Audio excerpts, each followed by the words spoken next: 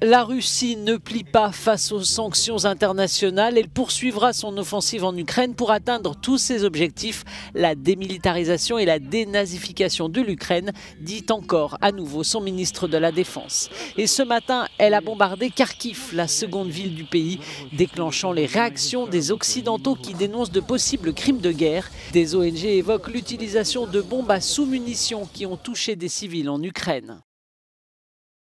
Le pays est attaqué de toutes parts. Les zones roses sont celles sous contrôle russe. L'armée russe est aux portes de la ville de Kherson où vivent 300 000 personnes dans le sud du pays. Kiev est menacé par ce convoi militaire russe, beaucoup plus important qu'on ne le pensait initialement. Les images satellites montrent qu'il s'étire sur 65 km. Sur ces photos, les tanks sont à 25 km du centre-ville de Kiev.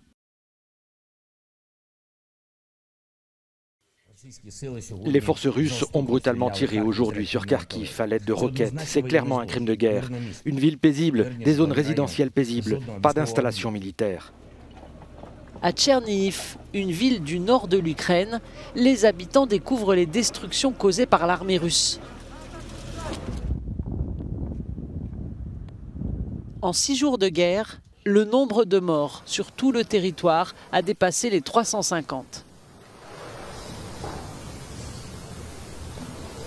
Ils ont ruiné toute notre vie. Nous avons commencé à vivre comme des êtres humains qu'ils nous laissent vivre.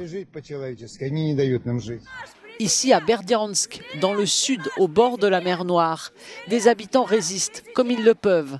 En hurlant, Berdiansk, c'est l'Ukraine, aux troupes russes qui contrôlent la zone.